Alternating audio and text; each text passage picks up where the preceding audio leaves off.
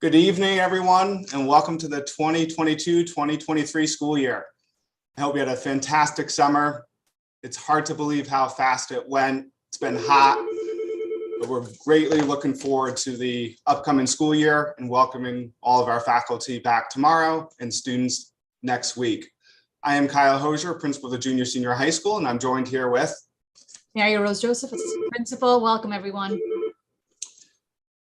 We want to thank you for joining us this evening. We have, as you might imagine, we're aware that you likely have questions about the upcoming school year, and we want to take a little time to try to answer all those questions.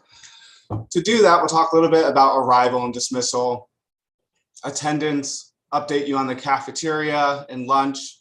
Ms. Joseph will go into greater detail around the schedule, speak a little bit about communication and the types of communication you can expect, update you on COVID, share important dates, and end with a Q&A. First, for arrival and dismissal, we want to make sure that everyone knows that safety is our #1 priority. If you think about the number of cars, number of students who walk, bicyclists, there's a lot of action that happens at the start of the day and end of the day. And so safety is our #1 concern. Students can start to arrive on campus as early as 7:30 because our library is open. So if your schedule allows, we encourage you to have your students here on campus at 7:30, missing all of the traffic that would happen later between 8:10 and 8:25. If you've sat in the traffic, you know that it can take a little time to move through. And so if we can avoid that, we encourage you to do so. Please follow all the directions from our parking staff. They're there to help and to keep everyone safe and to ensure traffic moves very smoothly. One thing you can do to help make an efficient arrival is please pull all the way along to the gym rather than stop in front of the admin building. When you arrive, if you pull all the way in front of the gym, it allows us to have twice as many cars stop and have students get out in a safe way. And please do not let any students out if the passenger door doesn't open above the sidewalk. Students shouldn't get out there. So only students should be dropped off in lanes closest to the sidewalk. At the end of last year, we changed the way we did dismissal and we staged cars in the parking lot. And we did that to try to make sure that we didn't have situations where cars were backed up to Central Avenue. And that seemed to make a big difference. So we're going to continue to do that. So please follow the directions of everyone who's directing you. Custodians will be out there along with the other staff. You can expect heavier traffic between 3:07 and 3:30. That traffic is likely to be heavy every day. But again, our library is open till 4 o'clock. So if you don't need to leave between 3:07 and 3:30 and you want to miss the traffic, we encourage you to do that. And finally, if you have any safety concerns, please make sure you report them to administration so we can follow up. That's in the beginning of the year, later in the year, at any point, please let us know. And with that, I'll turn it over to Ms. Joseph. Thank you, Mr. Hosier.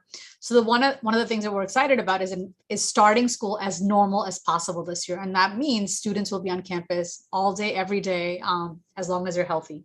So we all know that daily attendance in class is going to be essential for their success. But there are going to be days where your child will be absent. So we encourage communication with the attendance office via phone or email between 7:45 a.m. and 10 a.m. each day of the absence. Mr. Hosier will be sending out the phone number and the email address to use when you need to communicate with the attendance office. Your student may arrive late to school at times, and when they do, they must obtain a late pass from the front office before going to class. The only exception will be first period. If they happen to arrive late during first period, we encourage them to go directly to class.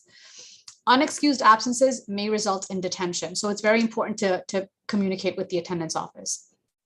Your child may come into school healthy, and then at some point during the day, they may become ill. The best way to address this is that they go directly to the health office. The health office would assess them, and any dismissal would go through the health office, and you would be notified about picking them up or however they would be getting home. We know that daily attendance will increase connections with their peers, their teachers, and their larger school community, and also ensure accountability. So we want your child to come to school as often as possible, as long as you're feeling healthy. And I'm going to turn it over to Mr. Hosier to talk about some other changes with the cafeteria. Thank you, Ms. Joseph. Probably the cafeteria, lunch service, and the schedule are the areas where parents and students have the most questions. If you remember last year, we had 4 lunch periods. This year, we're going to have 2 lunch periods. The early lunch period is from 11:25 to 12:07, and the second lunch period is 12:25 to 1:07. Our junior high students in grade 7 and 8 will have the later lunch that begins at 7:25. Students grades 9 through 12 will be dispersed between the 2 lunch periods, with the goal being to try to equally distribute students. So we don't have any one lunch period with lines that are too long for students to get lunch in a timely fashion. Like last year, students can buy or bring lunch, but we are not going to allow deliveries. Cafeteria does not take cash. So in one of my recent communications, I shared how you can sign up for Pay School Central. And please reach out if you have any questions with that system. Juniors and seniors, if they have a signed form that gives permission to leave school during lunch, they are allowed to leave only during lunch periods if we have a signed form. Underclassmen do not have permission to leave campus. And so again, it's only juniors and seniors. We will have, again, various hot and cold options for both breakfast and lunch in the cafeteria. And this year we have a second point of purchase in the room adjacent to the San Marco gym that will have bagged lunches, prepared food that is both hot and cold. So students can purchase food there and avoid the potentially longer lines in the cafeteria, and we'll have additional seating in the San Marco gym. And before I turn over to Ms. Joseph to talk about the schedule, I just want to note that I think whenever there are changes can be a challenge. They can cause a little anxiety, and it's sometimes hard to know what to expect. And I think adults here feel that, and certainly our students feel that. It may take a little time for us to really wrap our heads around every aspect of the schedule. That's could be related to lunch. It could be related to the passing periods. It's also true for curriculum instruction. Our teachers have been hard at work this summer preparing for their classes, and they're going to continue to work hard as the school year starts. But we know that the skill of being able to teach a class that's 55 minutes versus what used to be 40 minutes, that's going to take some time to figure out how best to plan that. And so there may be some bumps along the road, but we're really excited. And I think that this schedule, once everyone becomes used to it, we will start to see some of the positive changes, and it will have a great impact on campus here, great impact for our students. So Ms. Joseph, I'll turn it over to you with that. Thank you. Thank you so much. So this is our attempt, one of many, to explain the schedule a little bit. And as Mr. Hosier said, it is complicated at first because it's just new. It was new to us, and it took us some time to kind of wrap our heads around. But the logistics around the schedule are: the school day is 12 minutes longer than last year. It begins at 8:25 a.m. and ends at 3:07 p.m. Instead of having 9 instructional blocks last year with a lunch kind of in between, we now have 6 instructional periods or blocks every single day, and there's a 42-minute lunch. All instructional classes are 55 minutes, and the 2 lunch periods are 42 minutes each. And between each instructional period, there are 5 minutes of passing time, which is actually 1 extra minute so kids can get to class on time and not feel rushed. This year, we also have an 8-day cycle, and all periods rotate to some extent except for course 5. Course 5 remains locked in that instructional block that I talked about. All core classes meet 6 days out of the 8-day cycle. All PE classes and all junior high school music and art classes meet 3 out of the 8-day cycle. High school science lab classes will meet 2 days out of the 8-day cycle as a double block. So if your child has a high school science lab class, they would have double period of science twice a cycle. So this is an example of an 8th grader's sample schedule. And so I'm going to try to explain what you should be looking for. It's very daunting when you look at the entire 8-day schedule. So I advise you to look at it day by day. So if you notice here, we have 6 blocks: A, B, C, D is the 4th block. We have E and F. Each instructional block is 55 minutes. So if we take a look at day 1, for example, when your 8th grader comes in on day 1 and has STEAM 8 in that first block of time, that's where they would go. Their next block would be Spanish 8. Then they would go to Math 8 honors. Because this is a middle schooler, they will have their 4th block first, which is Social Studies 8. And then they have the late lunch. And then in block E, they have Art 8 and Teen Talk. I'll explain that in 1 second. And they have Science 8 on the first day as well. That's what their first day schedule looks like. If you look, A, B, C are 55 minutes long. and so is D. But D is a little bit different because it overlaps between the lunch periods. On your child's schedule, you will see sometimes it says L and D1 together. That means this social studies 8 class runs that earlier part of that D block because they have late lunch. Together, this social studies 8 class is 55 minutes long and their lunch is 42 minutes long. If your child has 2 classes that are double booked in one period, it means on that given day, they would go to Teen Talk. So if you have Art 8 typically, on day 1, your child will go to Teen Talk. If you look at day 2, for example, it doesn't have STEAM 8. It's not linear. There's English 8, STEAM 8, Spanish 8, Social Studies 8, lunch, study hall, and then they have chorus. So if you take the schedule day by day, it actually does start to make sense, but that's what I advise you to do. This is what a middle school schedule would look like. I'd like to show you another one.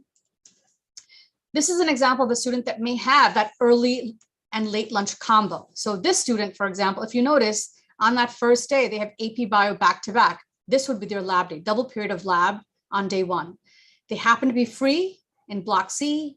They have early lunch because in that block DL2, they have Spanish 4H, 4 honor. So this student would have early lunch on that day 1 because Spanish sits in that later part of that block. Then they have math, honors algebra 2 pre-calc. Then they have AP Psych. If you go to day 2, now they have English, AP Bio as a single period on that day, because now PE is that second part of that block C. They have lunch, Spanish 4, A push, and math. If you notice, course 5 is the one that stays blocked. So again, following it day by day helps. If you notice, this student has three days of early lunch and then a late lunch. It's all about how the courses are sitting. So look at it day by day. It does help. And again, we're here to answer any further questions you have post this presentation.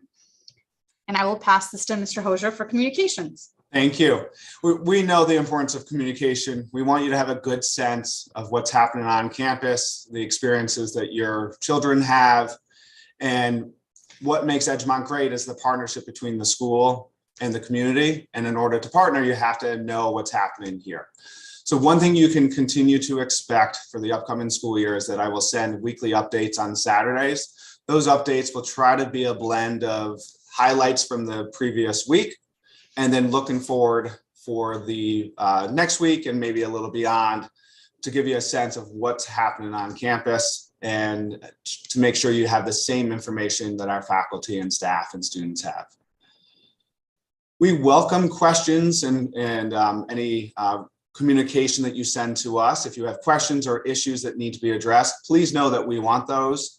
Our faculty and staff want to have those communications. If we don't know that there are issues, it makes it that much harder to try to address those.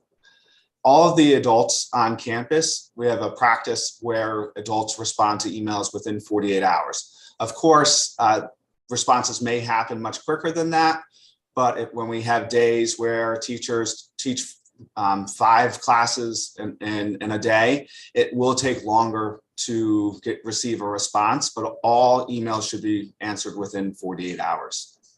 If you have a question about a specific class, we encourage you to first speak with the classroom teacher. They really are the best source of knowledge. If you have questions, they are best positioned to answer questions about the classes that they teach.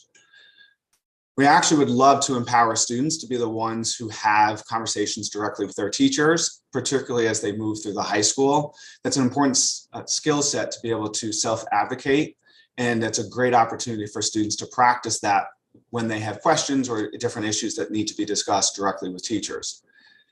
If students are unable to address the concern, of course, it makes sense for teachers then to be part of the conversation with teachers.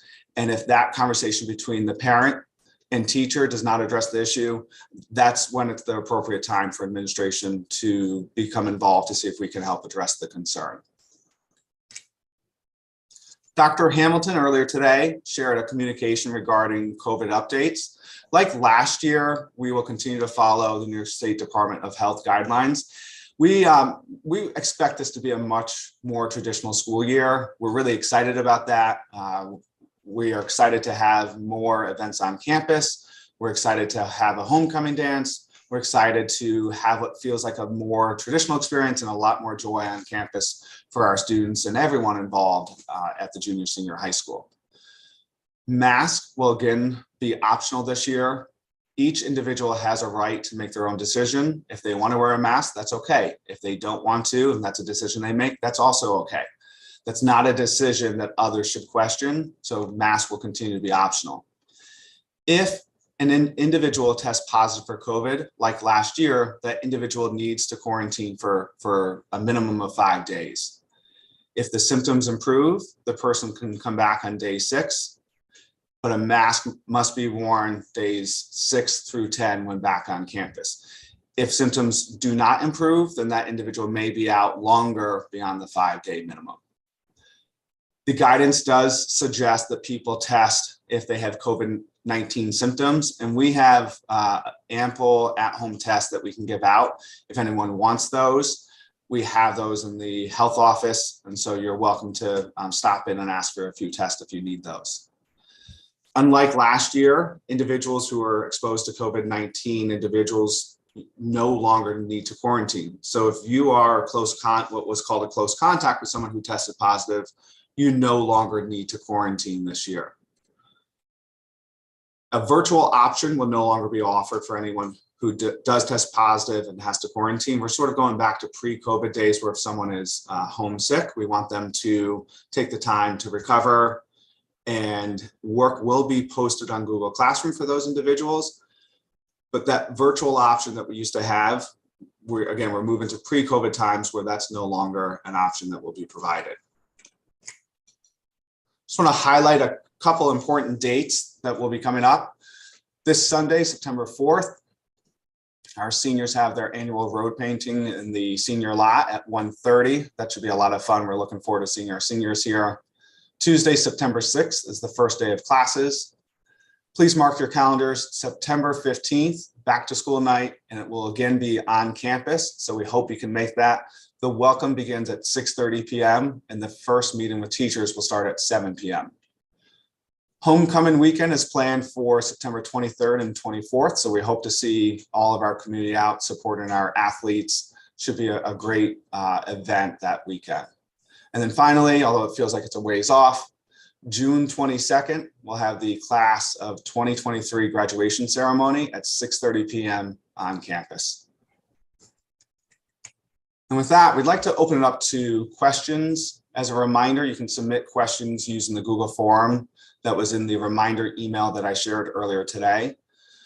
We will paraphrase some questions and likely not repeat questions that are asked more than once. And we know we have some questions that are already in there, so we'll get started, but we do encourage you to submit questions if you have them. Ms. Joseph, would you like to start with the first question? Yes, the first question is, when will 7th graders and other new students get their ID card so they can pay for lunch?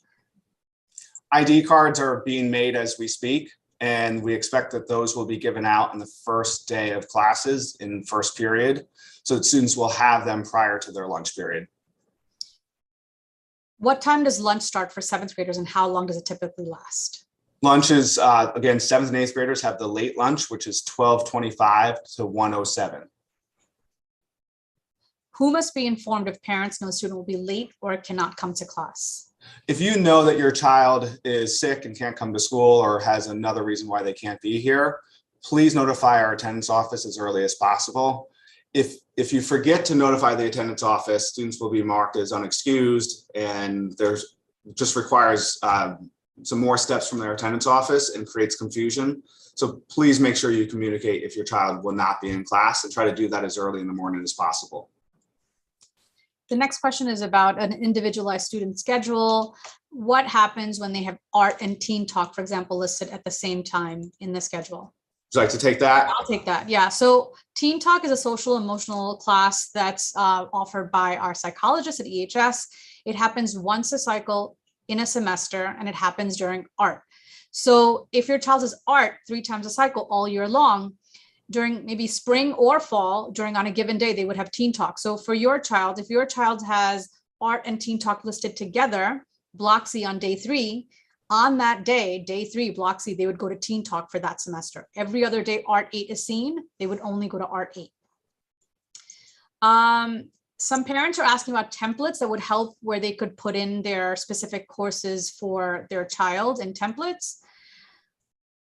we shared a possible template today in the presentation, but not everything works for everyone. If there's something specific that you think that you would benefit from, please reach out to us. We can try to accommodate what would work in terms of how to navigate your child's schedule.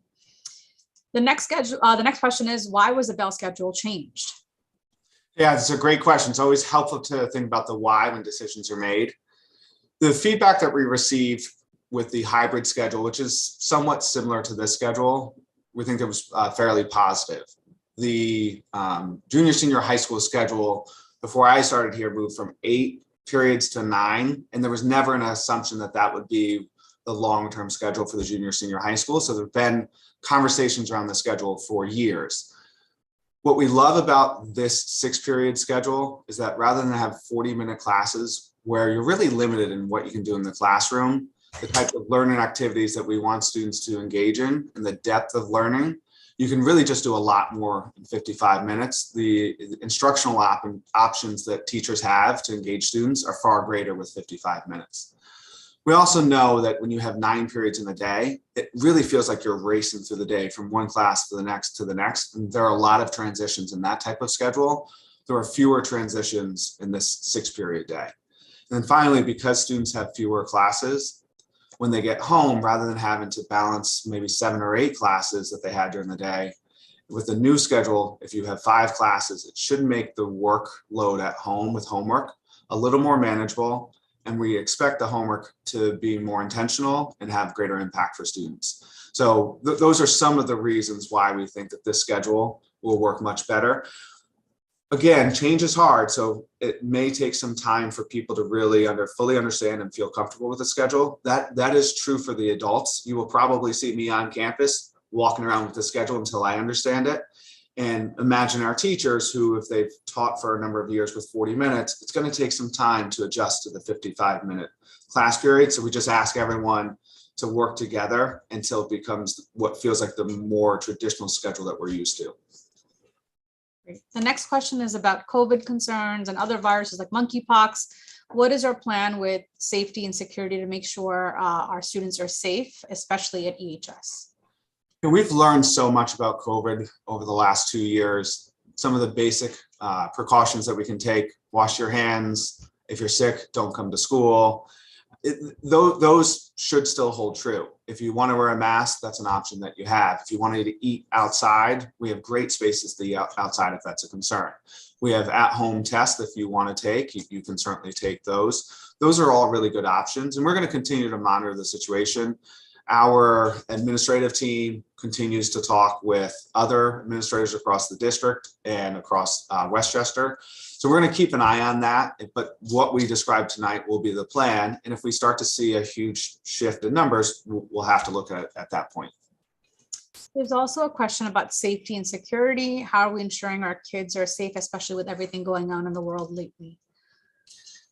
Yeah, it's scary. I think certainly with some of the most recent school incidents, all of us are mindful of safety and security. I can tell you that it's something that we talk about when our faculty come back tomorrow and Friday. Safety and security will be one of the things that we discuss. So when it comes to safety and security, we added 2 security greeters that are on campus that started, they were here last year. That helps.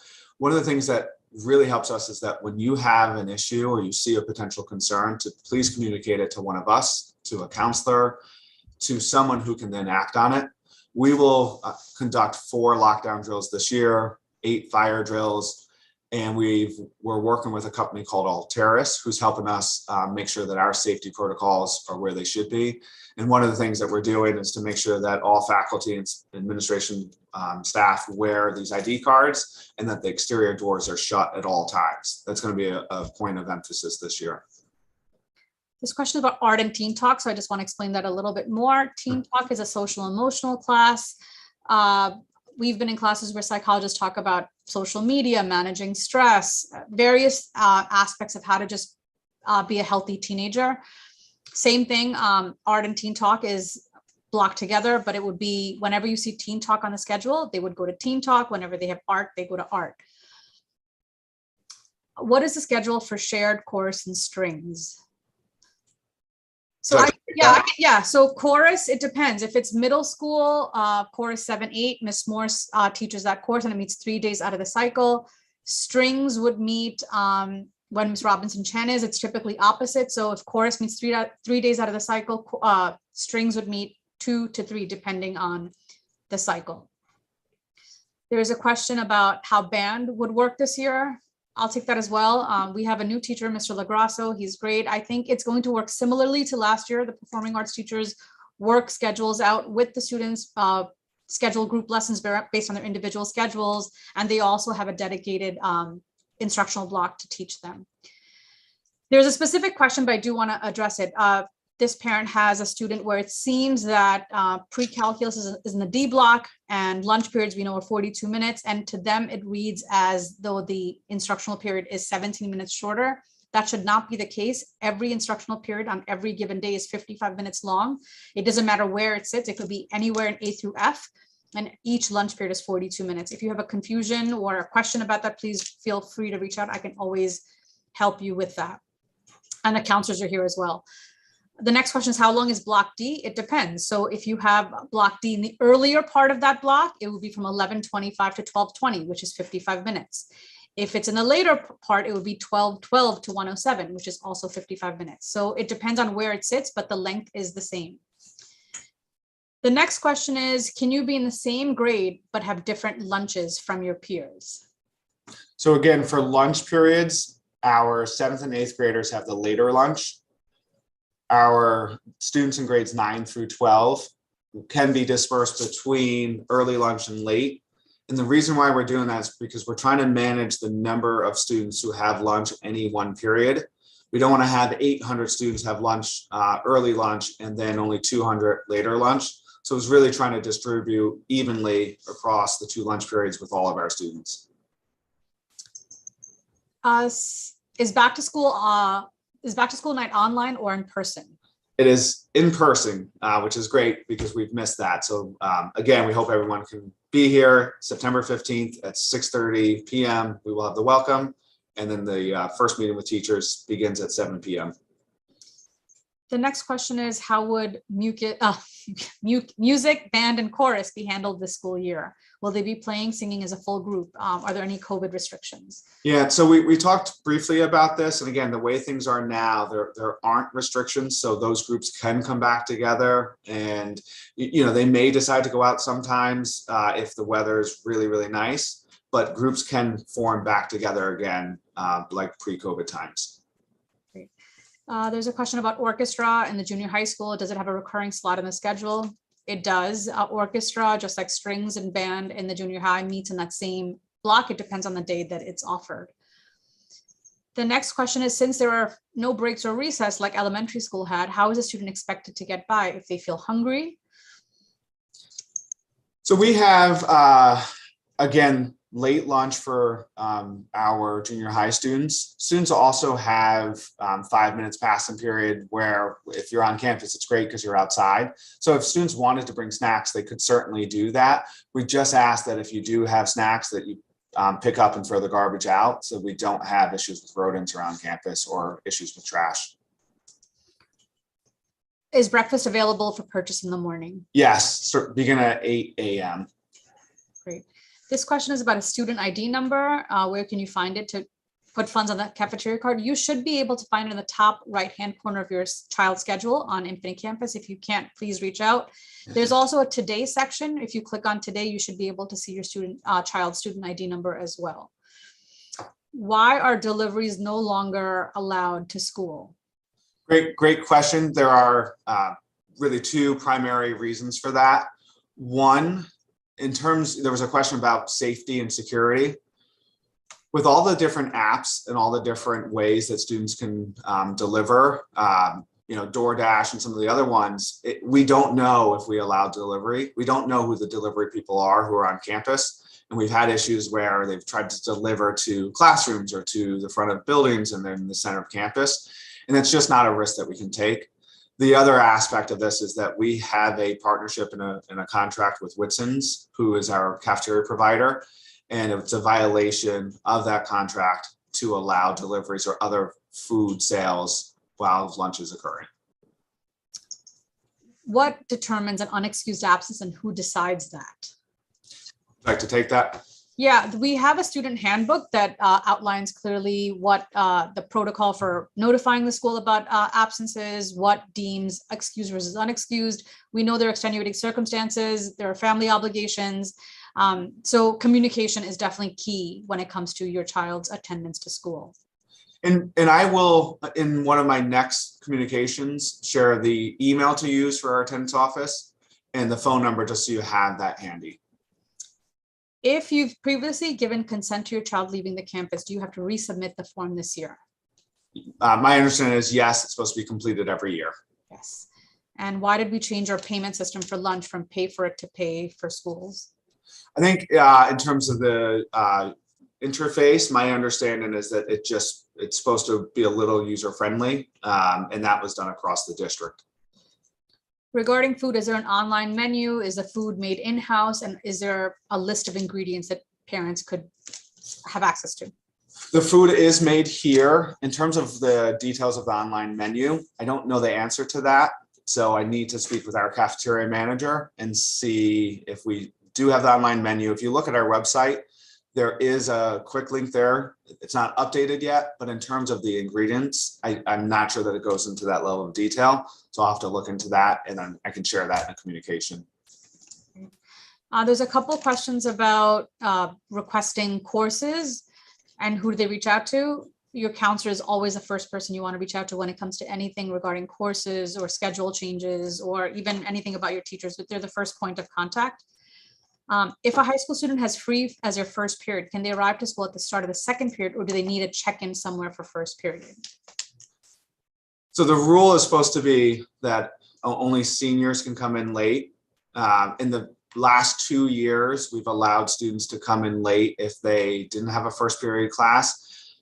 Again, there are some details where, like, as we transition from what we've done during COVID, we've got to look at that a little bit more. So I don't want to give an answer right now. We have to make a decision around that. I could see a practical argument for either approach.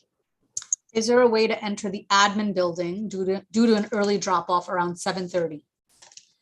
The issue with entering the admin building is there really isn't a great place to go, because our cafeteria is the only large space in the admin building, but it's not supervised at 7:30. So if anyone is here, we ask that you go to the library, because that's where we have supervision at 7:30.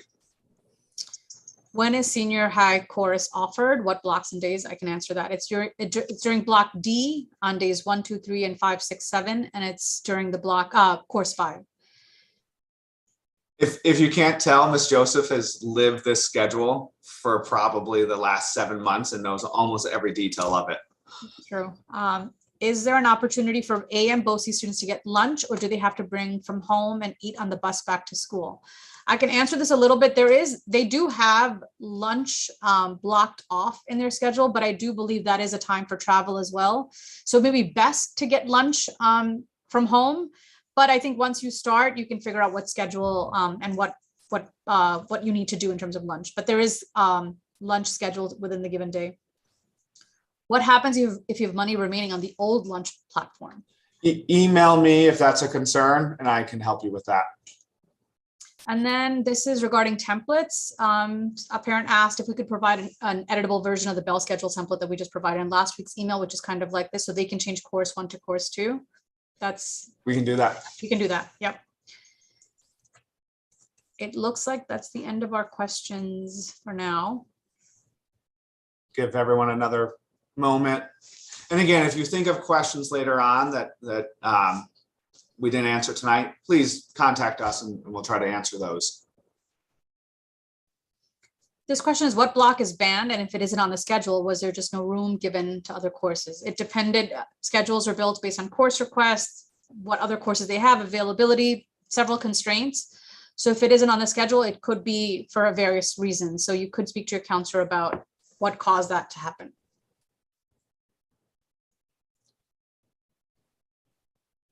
Any other questions?